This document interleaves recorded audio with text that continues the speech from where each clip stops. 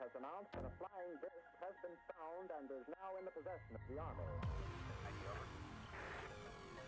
CBR 3 gang, over by 85, over.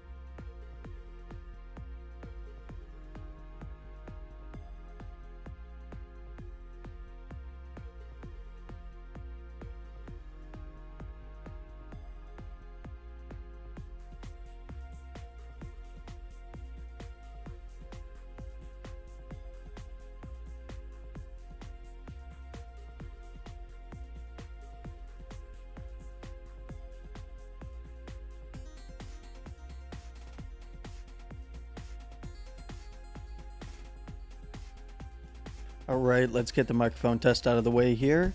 Let me know if you can hear me in the various chats, and I will be turning the music down in just a moment. We'll be getting started. Lots of things to look at today, So let me know if you can hear me across the various chats, and if you are in YouTube, and you can let me know if you can hear me okay there as well. That would be great. And I'll see you in about 30 seconds.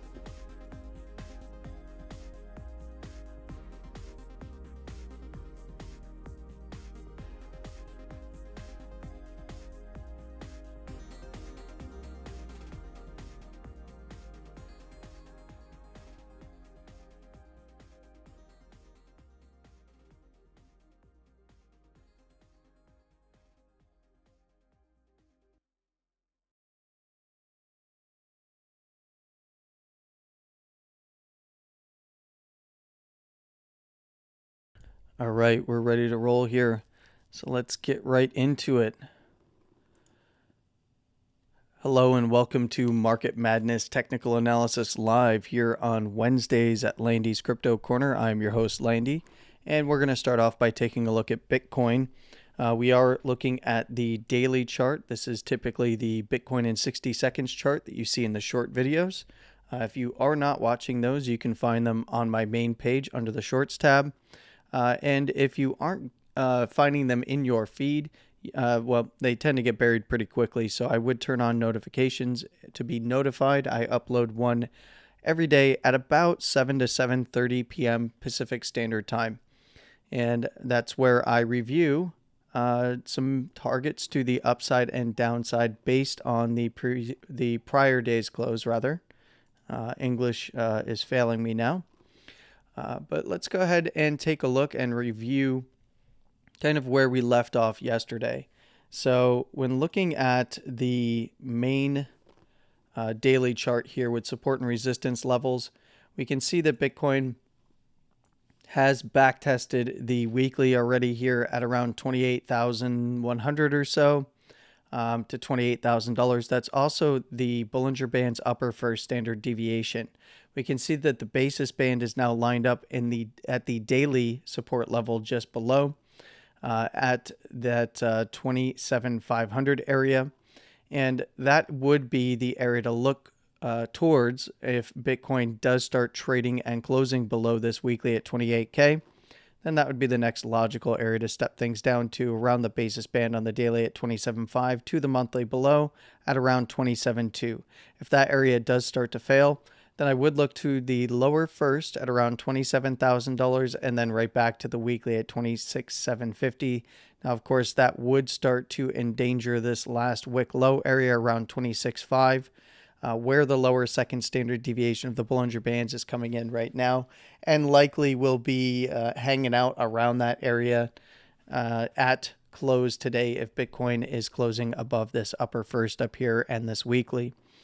Now, if Bitcoin is going to get continuation to the upside, it does need to start reclaiming this wick high on a closing basis on a medium-term time frame below the daily at minimum and daily close preferred, and that is 28,600.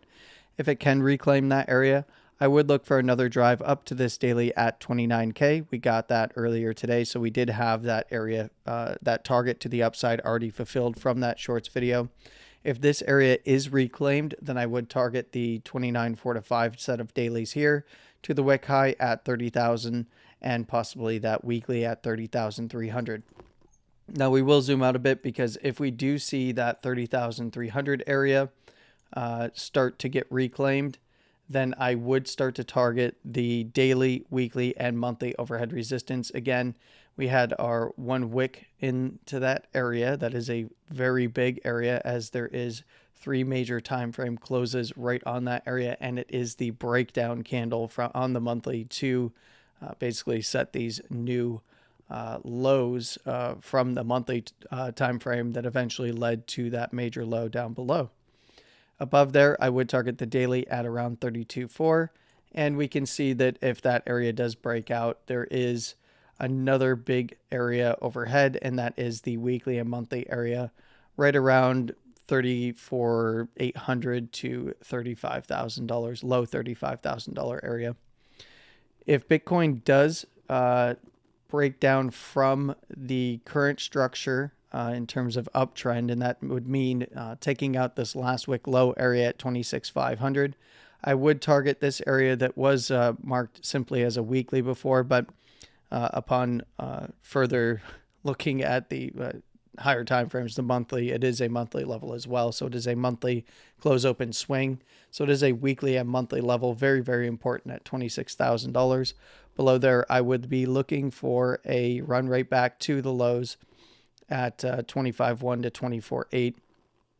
And you can take the wick low over here at 24,750 if you like as well.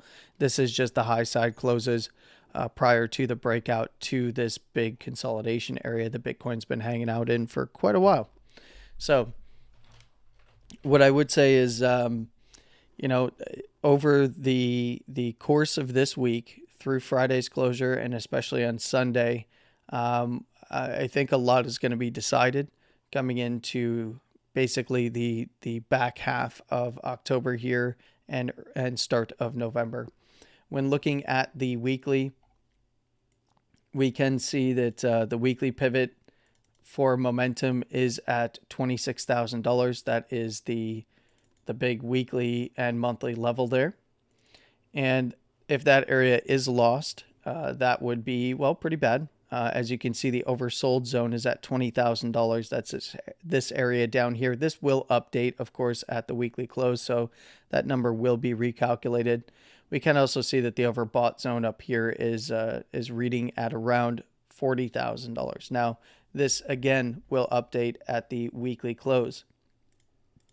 We might be able to get a little bit of an edge on this when looking at CME. CME's weekly is at 26,100 right now. The big thing though is the edge will come because the weekly close will happen on Friday, and this will open up Monday, or I'm sorry, the Monday candle will open up on Sunday, and it will open up on Sunday before spot's weekly close. So we will see an updated pivot and overbought and oversold zone for CME prior to about 2 hours prior to the spot weekly close. So we can get an early indication of what this is going to look like on Sunday. So keep an eye on that. That's a little tip for you for over the weekend. Of course, we won't be streaming again until that following Monday after that. But we will. I will remind you on Friday's live stream to take a look at that as well. Now, we did have some higher term time frame closes here on Bitcoin. We had a 5-day close. So let's go ahead and take a look at that. We can also see that the weekly here, Bitcoin threw a wick right into that upper first standard deviation of the Bollinger Bands. Before we get to that 5-day chart, you can see that basically above that weekly resistance here at around 30,300, and then back above this close open here, which was the closing highs at around 30,600, then I would be looking to the upper second at around, well, it's 31.5, we'll call it, to that daily, weekly, monthly level at 31.8 again. When looking at the 5-day, let's go ahead and get over there. We can see that Bitcoin has now closed above the basis band after kind of rejecting that area initially.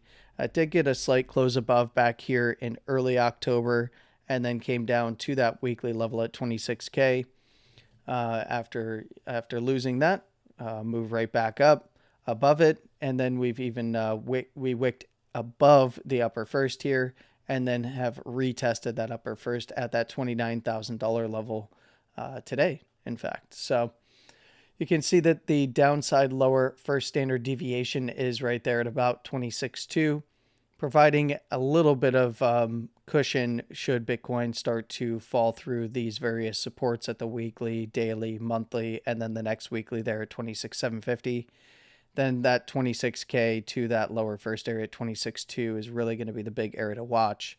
If Bitcoin does start closing below there, it's not going to look very good for the bulls for a little while, and at minimum is just going to spell more sideways, and probably sideways and down, a bit of a markdown maybe to go test the monthly down a little bit further at 23.3, but you can see that the lows are still being bracketed by that lower second standard deviation of the Bollinger Band. So not too concerned about this longer term unless we start seeing that area break down.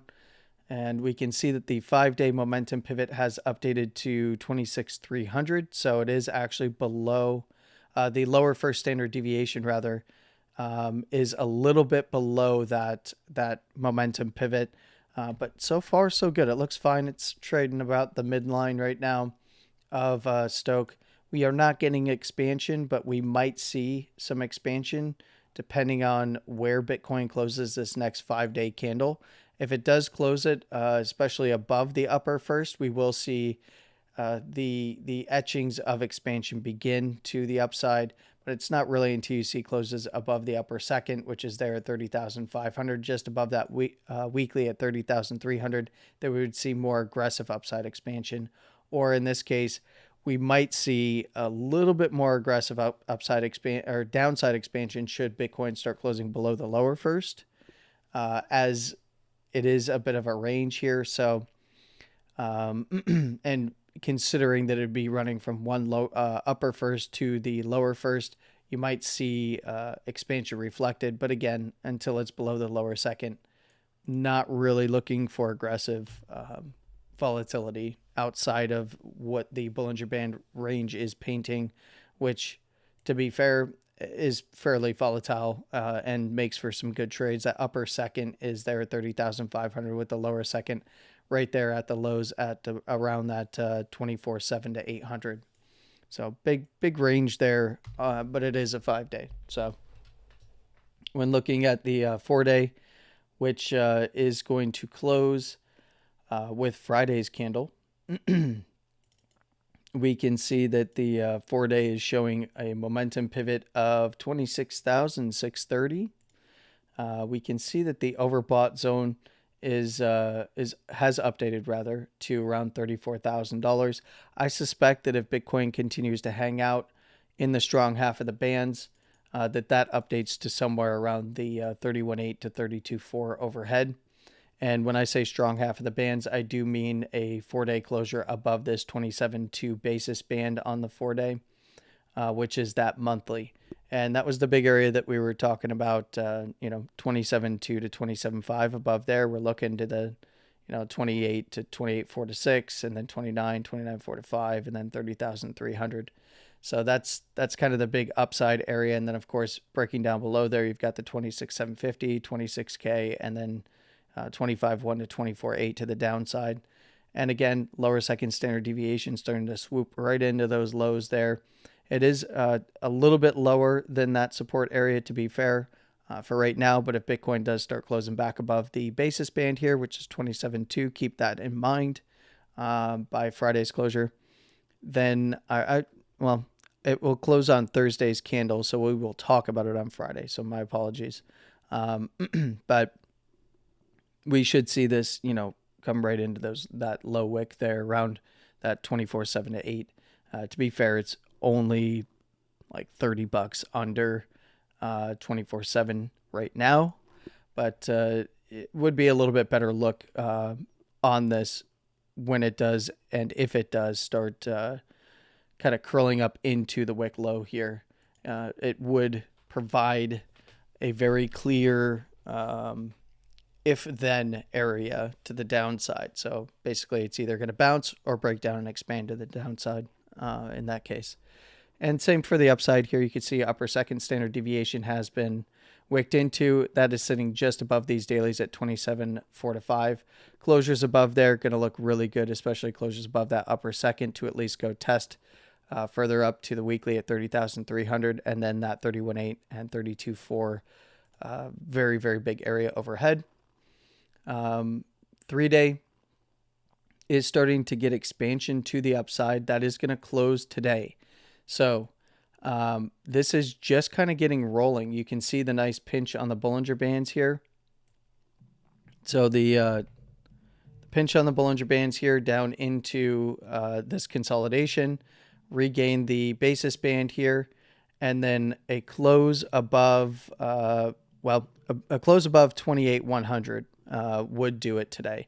So if we do see price closing above 28,100, we would see upside expansion continue a little bit more aggressively with that upper second standard move deviation rather starting to move up somewhere around wherever the close is, possibly around this daily at 28 4 to 6 area. Or maybe a little bit higher. Maybe it replaces this upper third, which is around that 28.8 area. I don't quite know just yet. We will see that when it closes today. Should it close above the upper second, the pivot is also going to be at 28,282. So now when we do see price reclaiming it or closing above, or below upper second standard deviations and momentum is about to turn to the other side, then we have to look and say like, okay, wherever this upper second standard deviation on the 3-day expands to is going to probably define the continuation and or reversal area. So in this case, wherever this updates to, if we see price then start to trade back above, then we're going to get continuation to the upside, test further up into this wick and possibly more.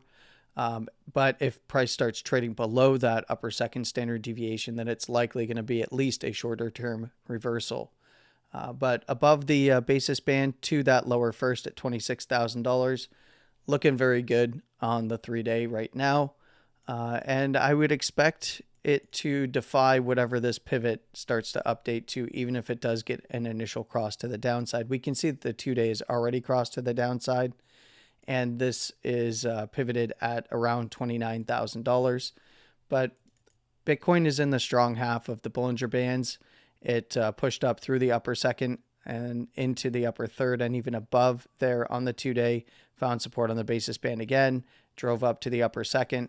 Now, one of two things is going to happen. This is either going to reject here, much like what I like to see on the downside, is a drive through the second and third standard deviations and then a retest somewhere around the lows and or into the lower second. In this case, we have a drive up and through the upper second and third, revert to the basis, and then a move to the upper second and third. In this case, again, through it, but not closing above that upper second, and then reverse back down. That is where, we should be very cognizant of where the upper first standard deviation updates to coming into that Friday live stream. So that upper first is currently at 27,800. It's likely going to be around this weekly at 28K. So this weekly at 28K is kind of a really big area. But still, I would below there, I would still be targeting some of the same areas that we've been talking about at the daily at 27.5 to the monthly at 27.2. And we can see the basis is just coming in there at 27K.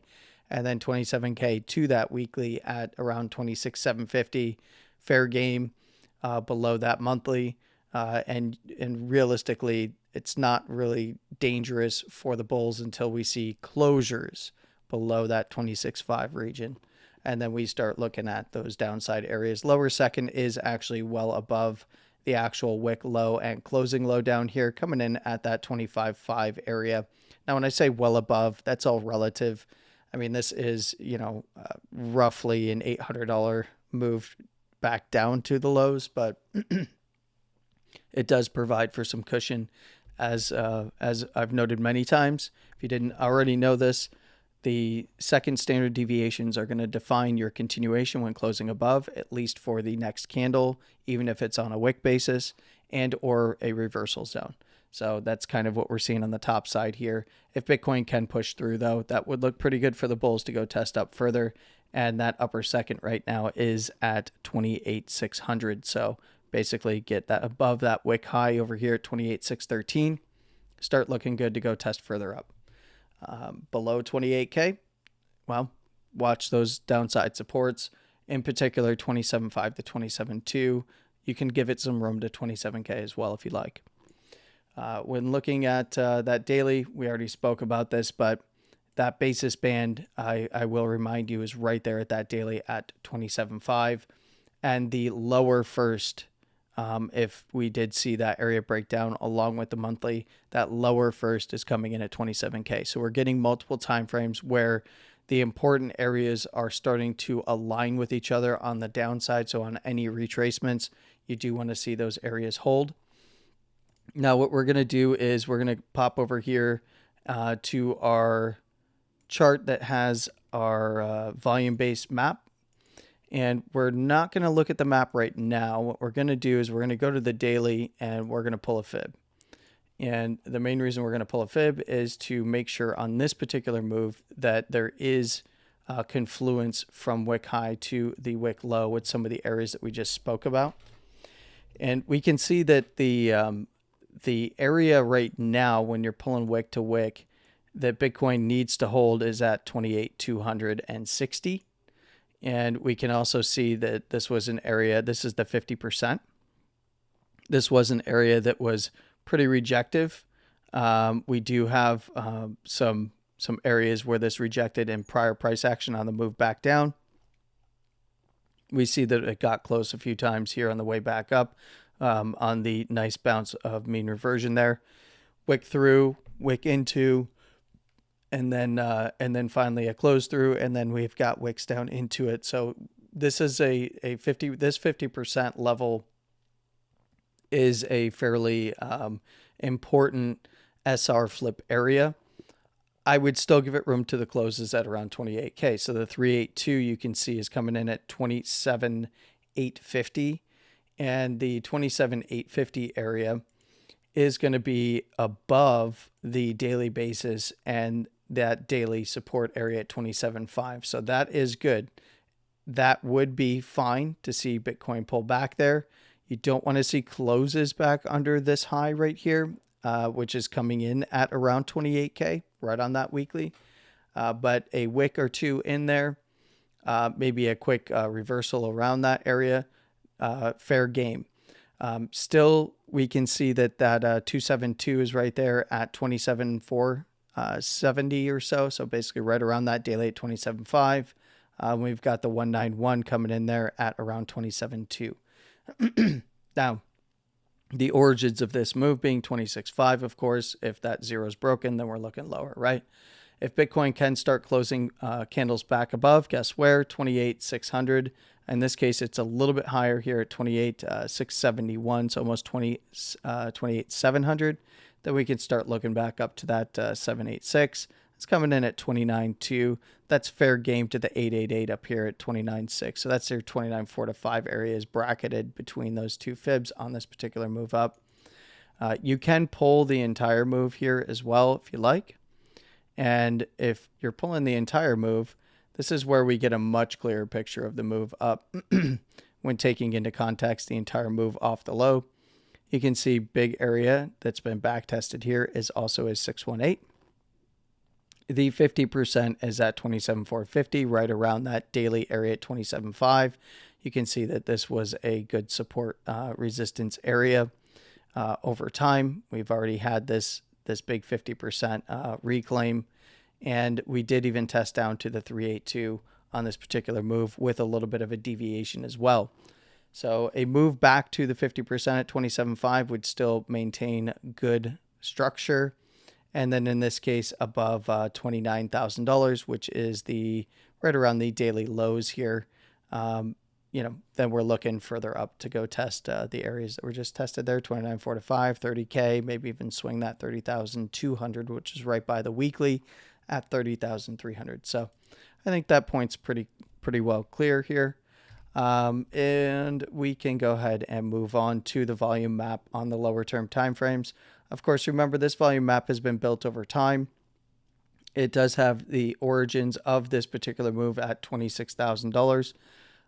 And because we have not had a trend break to the downside, 26K was not broken below, this map does not change.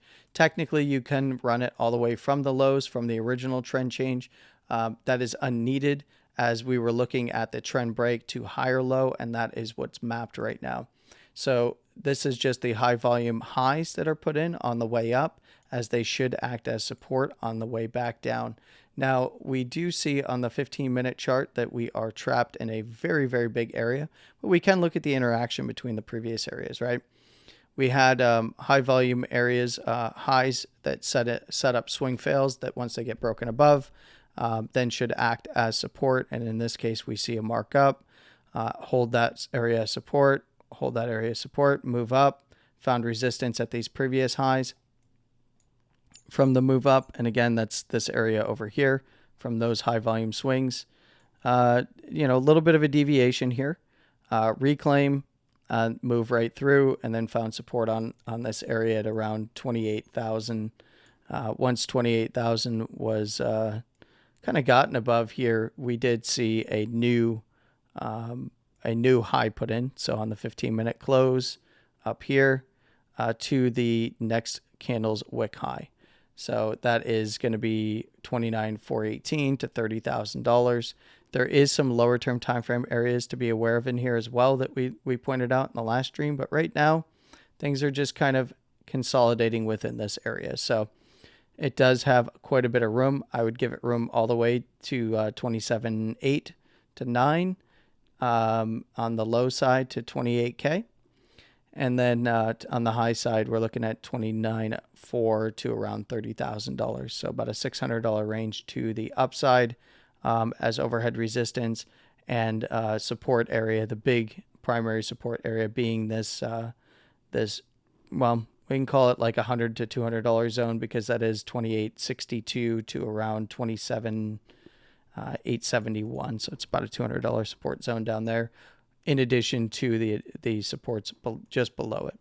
Now, you can take some of the higher volume swings on the way up, but they already line up with the support and resistance areas. And remember, this was all mapped prior to this. So we can see that this 28.6 wick is, a primary resistance, but it's not a high volume. This was a weak high up here.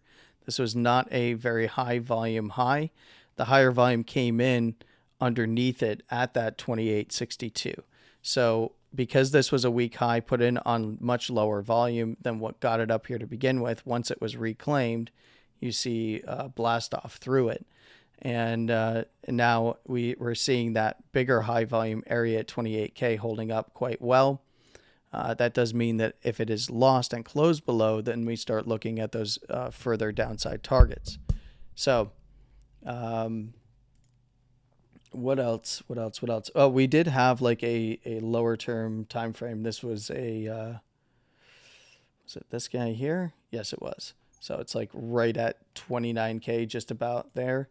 I think this is from either a 5-minute or a minute chart, going down the time frames just to identify that that higher volume area. Yeah, so this got to be a minute chart. Let's look just to really pick out because it is such a wide range. So marking out the 15-minute, then dropping a time frame to see where the highest volume came in. It's somewhere around here, but either way, it's this is, man, I'm a little confused. I remember why I put this here, but I don't remember which time frame it was. We're going to go back to the 5-minute and just double check. You know what it might be? Okay. I think I updated this to the 5-minute because it was a little bit cleaner. You see the high was put in on higher volume here. And then we had this candle right here, this close open was the next highest volume bar. And this comes in right at around 860 to 29K basically. So this was just a temporary marker for me because it's not a primary 15-minute high volume area that is a swing, but it is a 5-minute swing. And mainly the main reason that I went down the time frames to look at this is because the 15-minute bars are well, there was just two giant bars, one right next to the other. So that just gives us the close open and the wick up here. Whereas the 5-minute, there was a high put in right there. You can see that this was swung already right here. This happened, I believe, in the overnight hours for me. Yeah. So right there at 28,999. So that's that coming into that daily at $29,000. Swung that, and then it's just been kind of sideways and down back into range for a little bit here. Not too much happening since that move up, but it does seem as though, for the moment, we're in a markup zone, and we'll see, if 28K can hold up and prevent a mark down, and possibly try to regain 29K and mark up again and start consolidating higher. Remains to be seen. It's one of two ways. There's plenty of liquidity down here, and there's plenty of liquidity up here. So we can also take a look at open interest. When looking at the open interest chart, we had a bit of a reset on open interest here on the move up, washed out a bunch of shorts.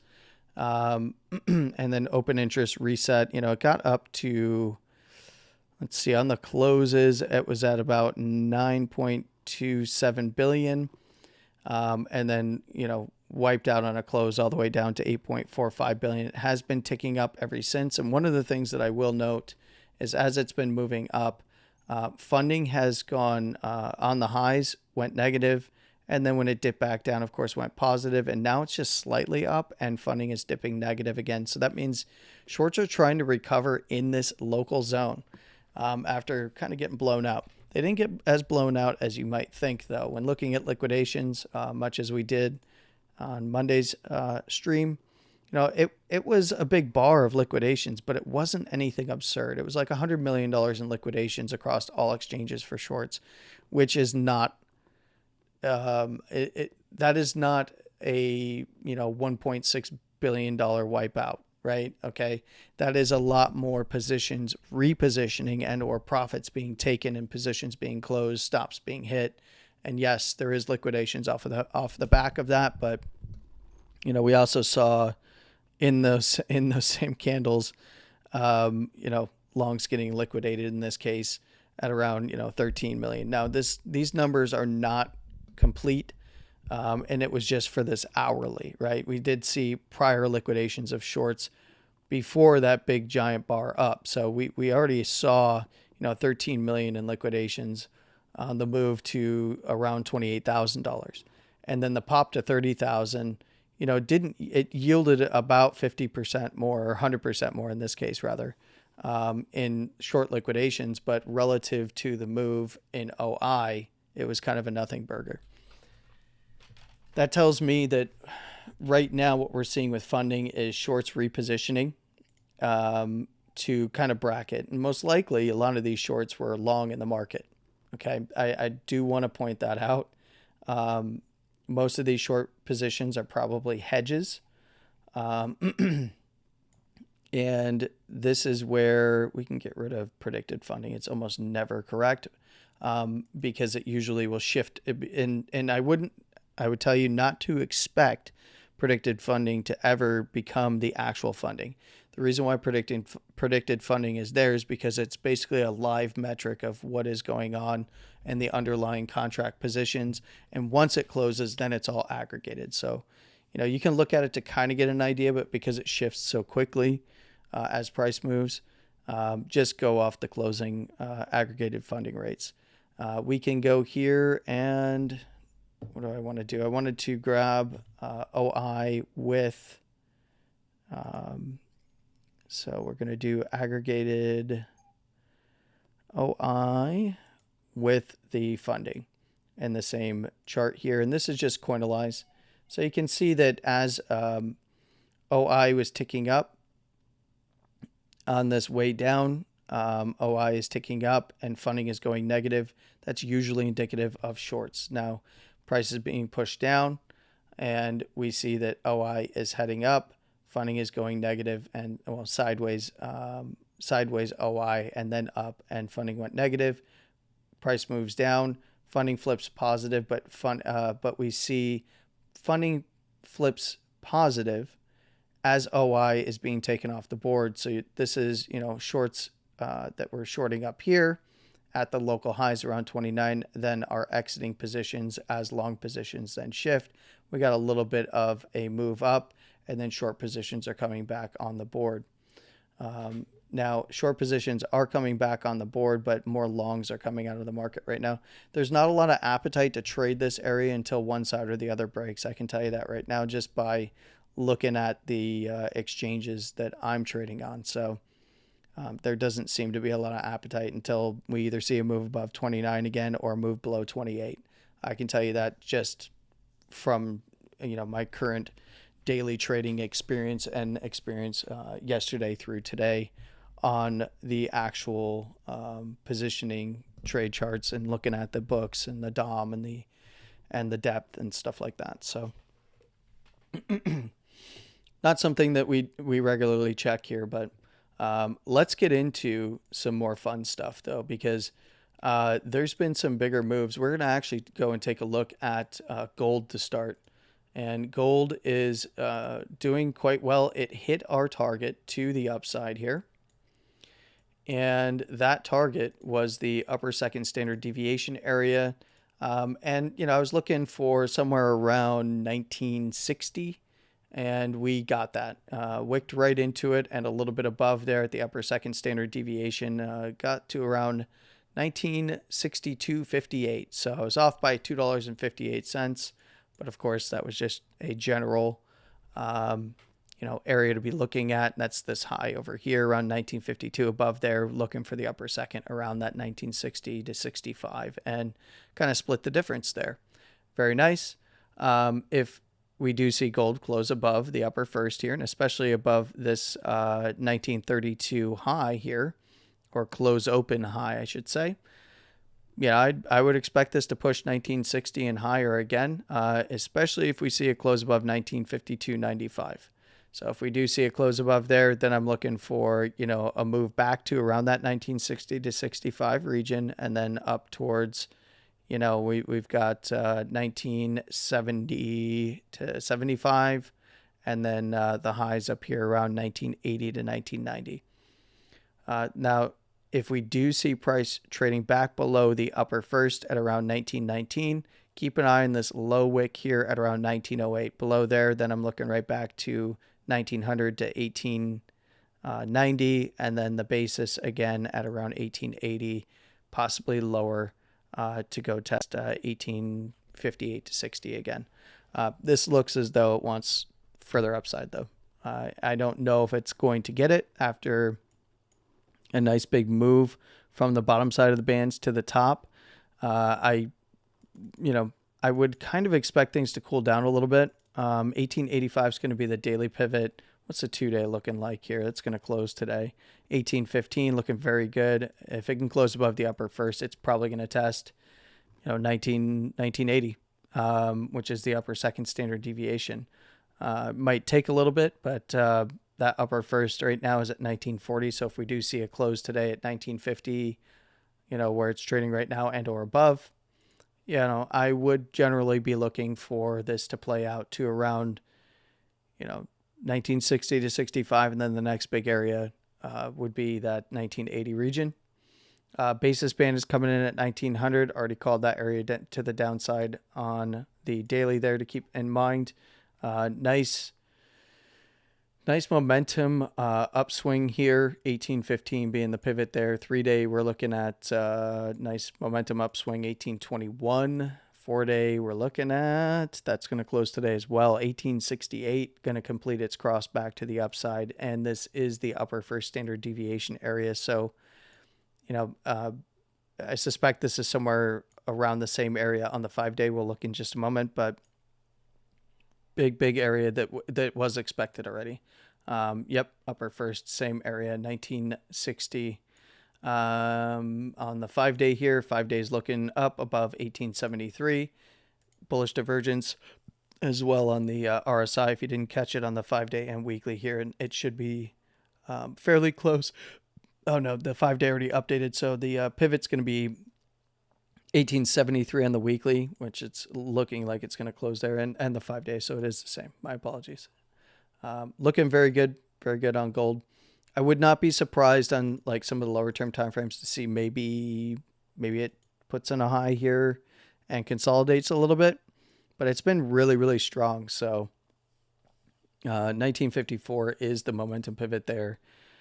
realistically, until this thing drops below like the upper first basis band on the 4 hour, not really looking for it to slow down, because it can come all the way back to 1930 and still looks great on the 4 hour there. But if it does drop that area, then you can start targeting down to 1915, possibly then back down to 1900 at the lower second. But if it's not dropping below that upper first to basis band, then that's 1930 to 1942 at this point. Then it's looking good to keep, grinding sideways and up. Now, when looking at Dixie, Dixie did get a nice little bounce. It did, have that move up from that 105, 105.54 area.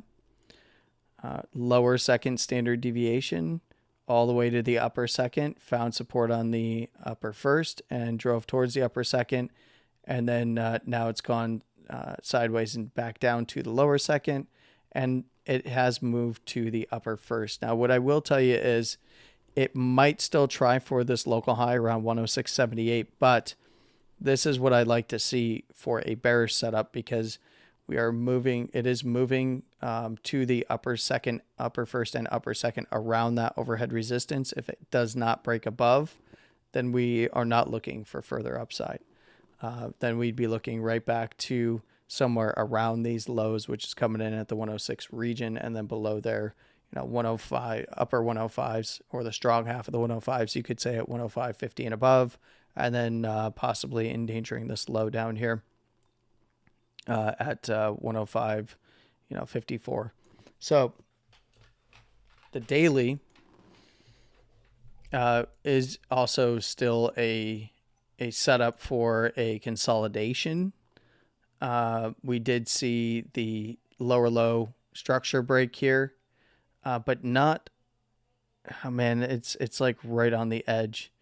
So it did not close below this wick low, because we didn't see it close below the wick low. It's a consolidation until proven otherwise. Yes, lower high, but this is threatening to paint a higher low, especially if we see closes above 106.52, which, it's basically right on that area right now.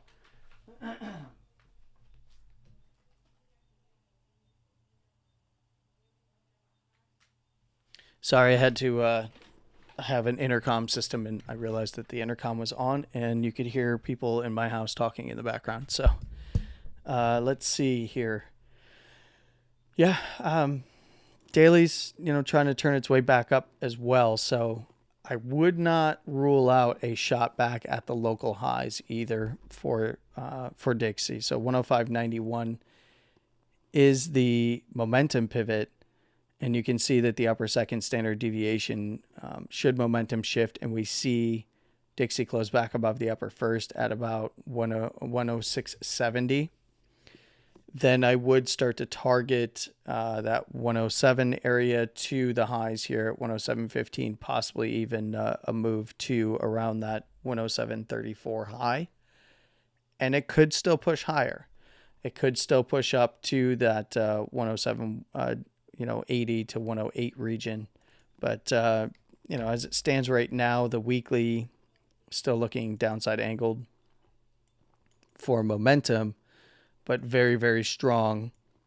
Very, very strong above this upper first standard deviation. So basically, realistically, what you need to be looking for is if 105.53 now is dropped, then then we're looking for further downside. And as long as it is above there, as it stands right now, then, it can still very much run these highs. You can see the upper second at 107.51. Of course, it can throw wicks through. And that's where we're looking at that 108 region being a very real possibility on this move still.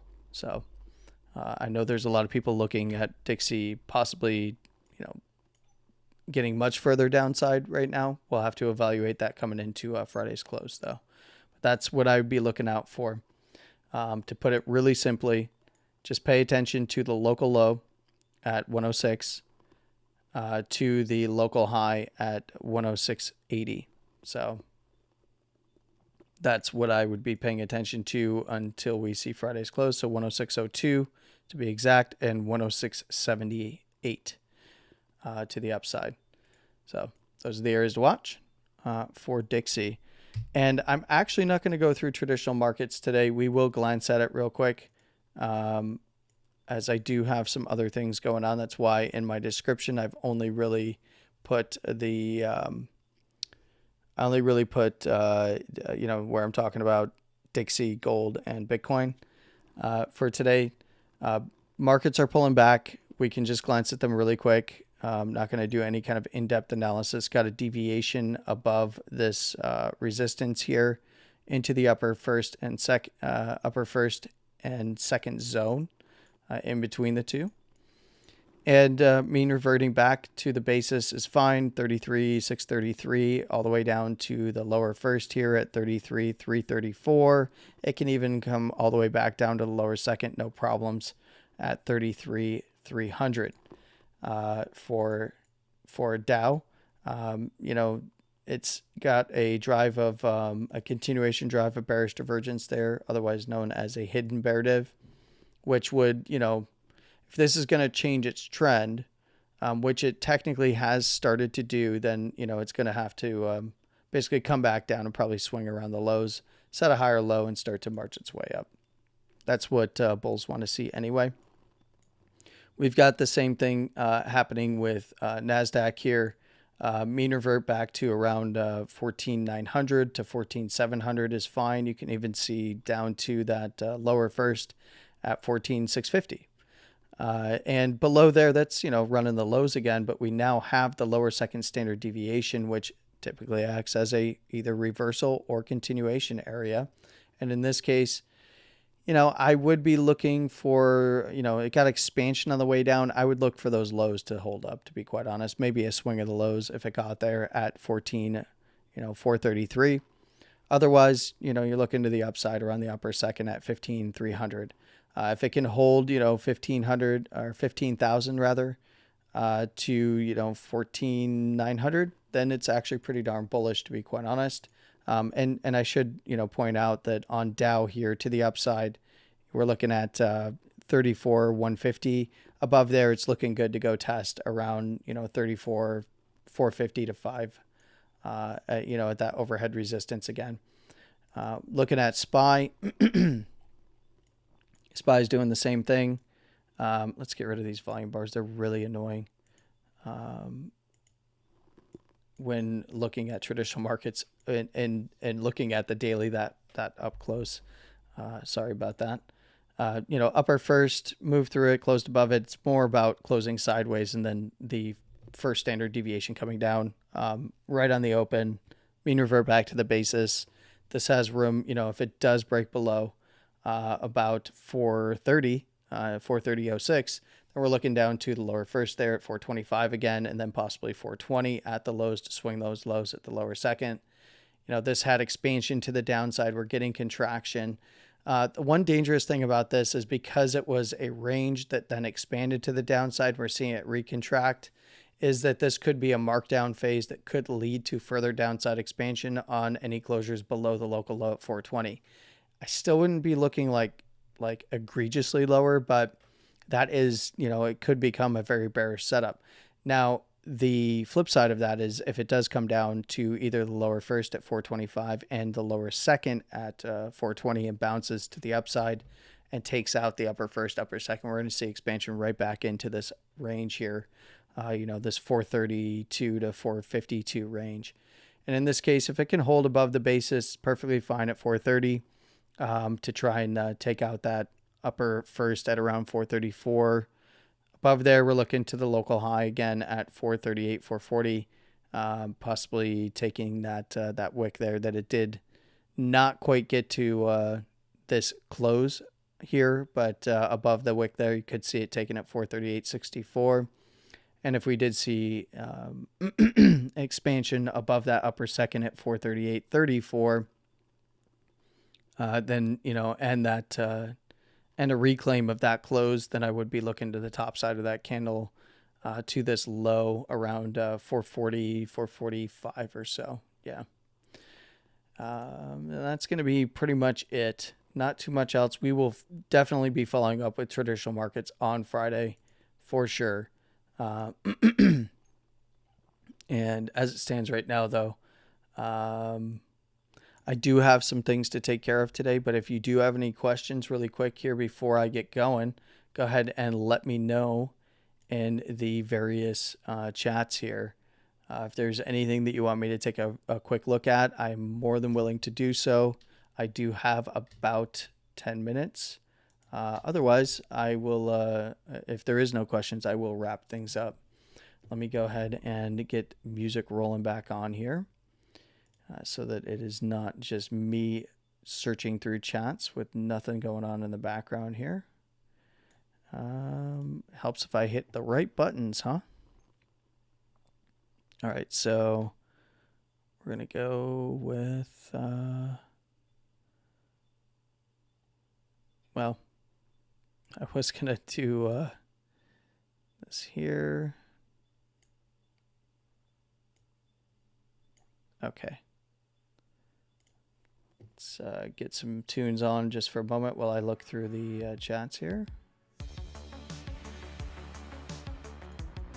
All right. And we'll throw on a degen chart or two while I'm searching. 15 second will do it for right now. All right. Let's see. All right, so you guys, we have some new Series 24. Congratulations, guys. Got 2 new Series 24 and a new Series 57. Golf clap in the background so it doesn't hurt your ears on the microphone and or start clipping out the microphone. But congratulations, guys. It's some big milestones. So we've got 2 new market makers and a trader. Very cool. Very cool, guys. Congratulations. Okay, you're just popping in to see the recap of crypto stuff and gold. Cool. All right, hey, take care of you guys. It was great seeing you. Thanks for hanging out.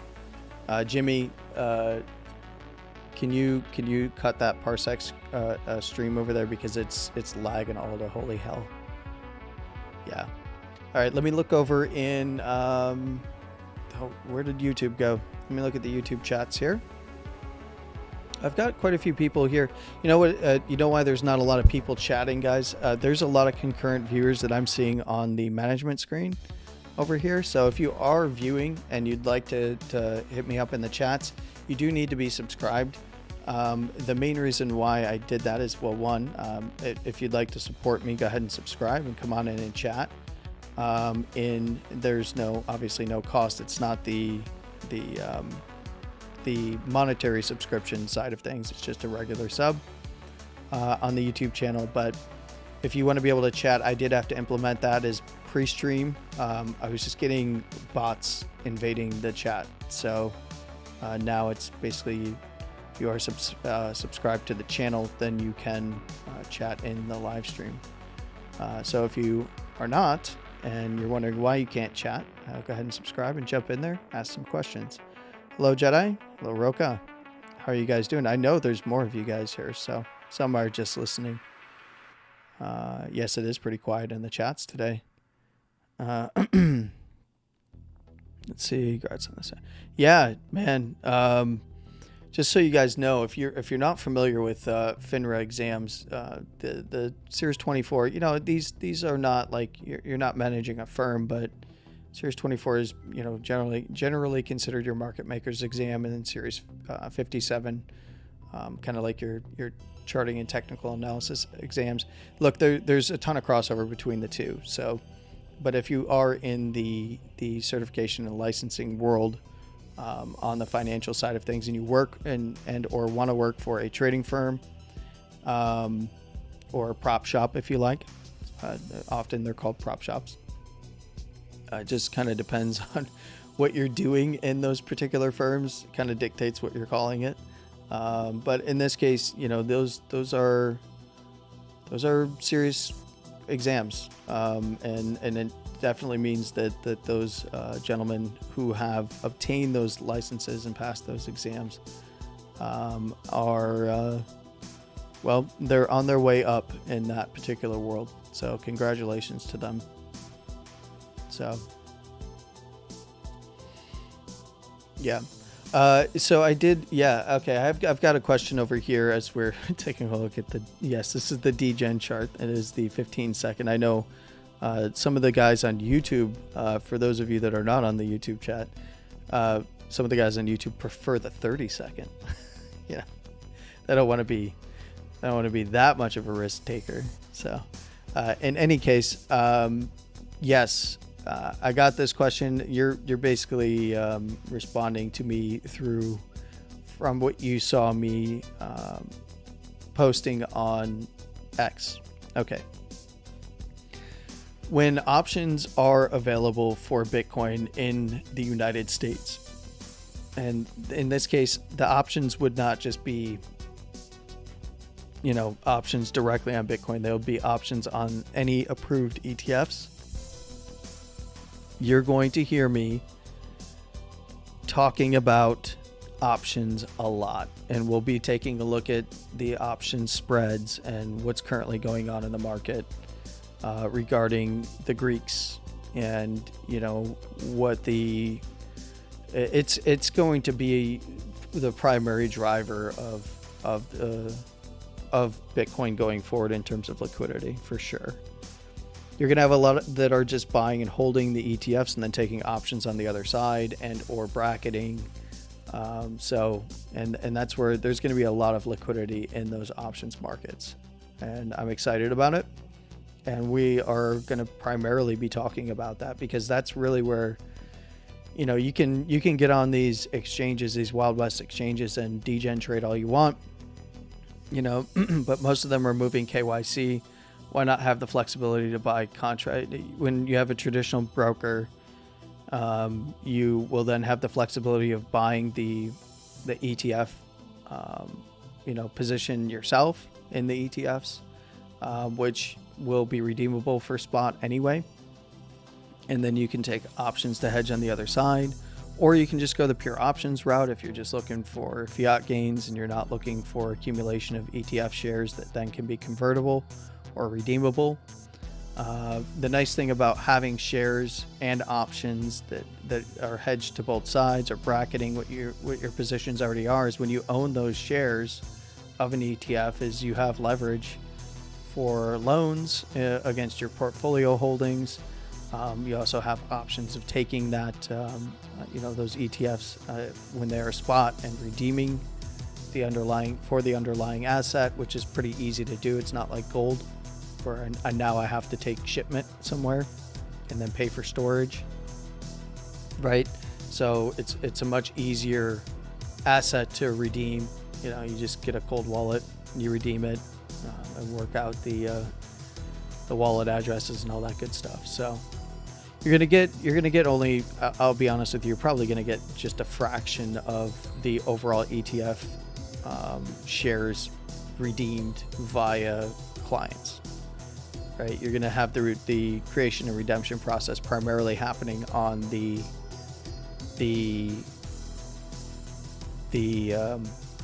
fund side of things, the trust fund side of things, and that's where you're gonna see arbitrage and stuff like that. I also want to note, I don't know how many of you watch some of the, what is the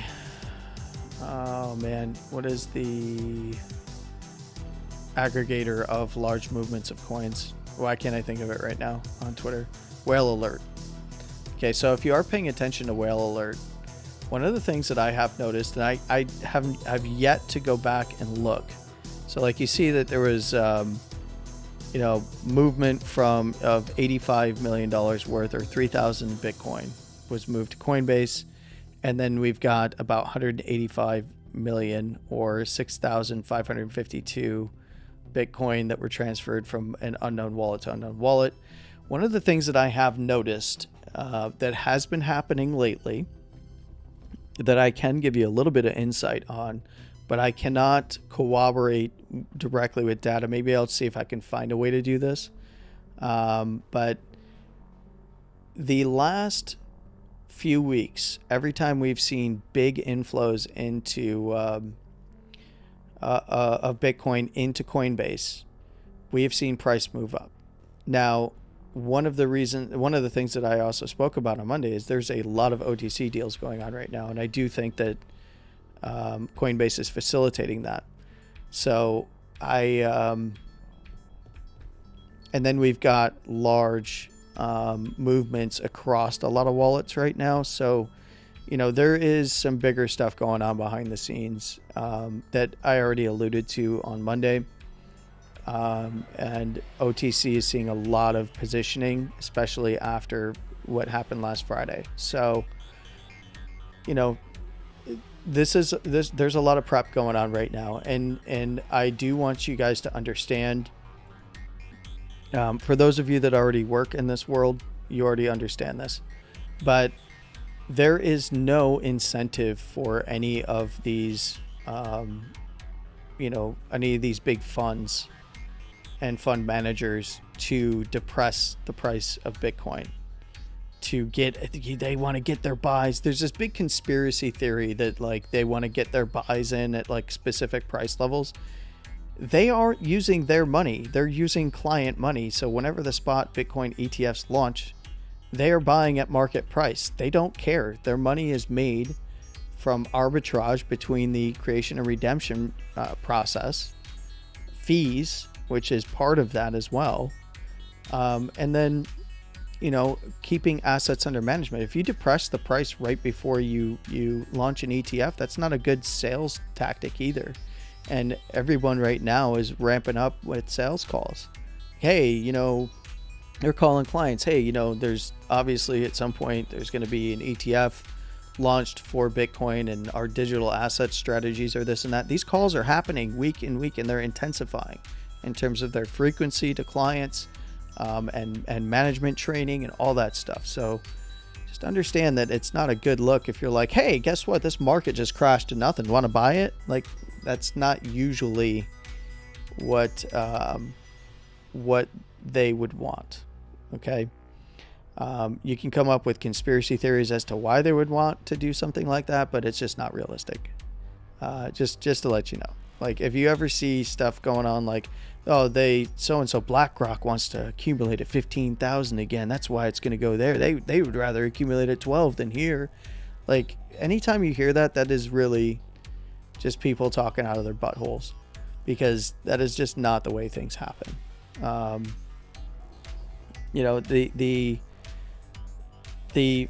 The money is not coming from them directly. They're going to hold shares of their own. They get allocated shares of their own of whatever it is that they're managing anyway. There's various reasons why, and plus there's separate companies, and that's one of the other reasons why. But there's no incentive for them to depress price or keep it down. And in fact, if price is going up, they've got much more urgency to pitch to their clients, right? And those sales pipelines are opening right now. Those calls are happening right now. All last week, all this week, all the week before, and it's going to continue. The speculation of when an ETF is going to launch, who cares? No one cares. The fact is we know that the SEC is being favorable now and working with them with these various filers for spot ETFs, and that they will eventually be, approved. And at that point, it's all about market share, right? Because these companies are competing against each other. Yes, I know a lot of these companies own large portions of each other, so it's kind of all going into the same big pot, but each is managing their own portfolios, and it's competition. So salespeople are going to be making those calls. They're going to be having managers allocate portions of the portfolios to this stuff, right off the rip. And it's client money. It's not theirs. It's assets under management. It's not their money. Their money comes from flows, arbitrage, and fees. So that's what you got to pay attention to. I think I'm going to leave you guys with that. I took up my 10 minutes. You have a wonderful morning, afternoon, and evening, no matter where you are in the world. Please come back and visit the channel later today. Give some likes to the incoming Bitcoin in 60 seconds video that will be up after close today. And then I will have a live stream again on Friday where we will cover traditional markets a little bit more in depth, as well as Bitcoin, Dixie, and gold. And I think that's going to do it for me today. You guys have a great one. And with that being said, I am trying to buy time while I put my timer on here, because I don't quite have things set up just yet, because I was off on a tangent as usual. But you guys have a great one. And with that, Landy out.